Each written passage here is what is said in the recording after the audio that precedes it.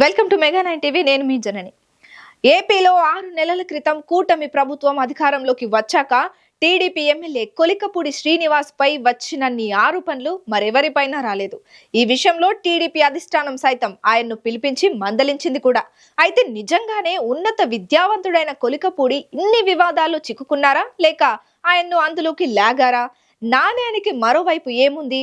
ఇదే అంశంపై mega 9 of the record ఇప్పుడు చూద్దాం.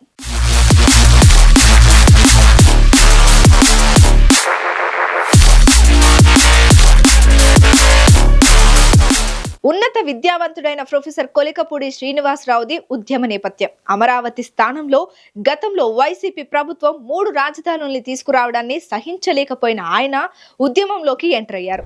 అమరావతి ఉద్యమంలో చురుగ్గా పాల్గొని జనాన్ని చైతన్యవంతులు చేశారు. ఇదే ఆయన్ను గత ఎన్నికల్లో టీడీపీ అభ్యర్థిగా తిరువూరు టికెట్ ఇచ్చేలా చేసింది. ఎన్నికల సమయంలోనే ఆయన ఉద్యమ నాయకుడిగా జనంలోకి వెళ్లేందుకు చేసిన ప్రయత్నాలను ప్రత్యర్థులు రాజకీయంగా టార్గెట్ చేశారు.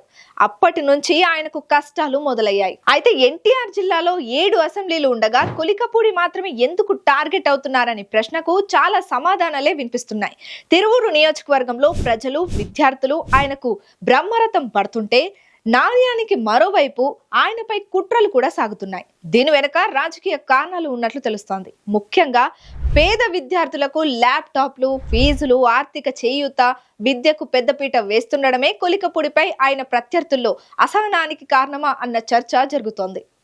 భక్తులకు ఏదైనా కష్టం వస్తే ఏడుకొండలపైన ఉన్న ఆ శ్రీనివాసుడు పలుకుతాడో లేదో తెలియదు, కానీ ఇక్కడ ఈ శ్రీనివాసుడు పలుకుతాడు అని ప్రజలు నమ్ముతున్నారు. కాబట్టి ప్రజల నమ్మకంపై దెబ్బ కొట్టాలనేదే ఆయన వ్యతిరేకుల ఆలోచన అన్నట్లు తెలుస్తోంది.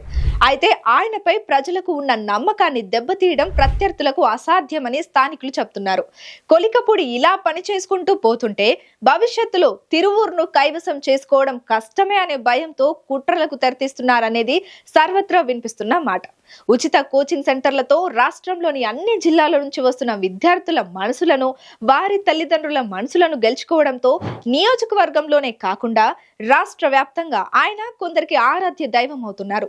ఇది ఆయన ప్రత్యర్థులకు కష్టంగా అనిపిస్తోందట. గతంలో వైసీపీ పలుమార్లు గెలిచిన తిరువూరు సీటులో ఇప్పుడు కొలికపూడి పాగా వేశారు. దీంతో వారికి కొలికపూడి అడ్డుగా కనిపిస్తున్నారట. అందుకే తమకు ఎదురు లేకుండా చూసుకోవాలని, అదే విధంగా సెంటిమెంట్ గా తిరువూరు నియోజకవర్గం నుంచి ఏ పార్టీ గెలిస్తే ఆ పార్టీయే రాష్ట్రంలో అధికారంలోకి వస్తుందనే సెంటిమెంట్ తోనూ ఇక్కడ వైసీపీ ఫోకస్ పెడుతుందనే చర్చ జరుగుతోంది. అయితే ఉన్నత విద్యావంతుడైన కొలికపూడిని టార్గెట్ చేసే క్రమంలో వైసీపీ రాజకీయంగా పెద్ద తప్పే చేస్తోందని నియోజకవర్గంలో పలువురు భావిస్తున్నారు.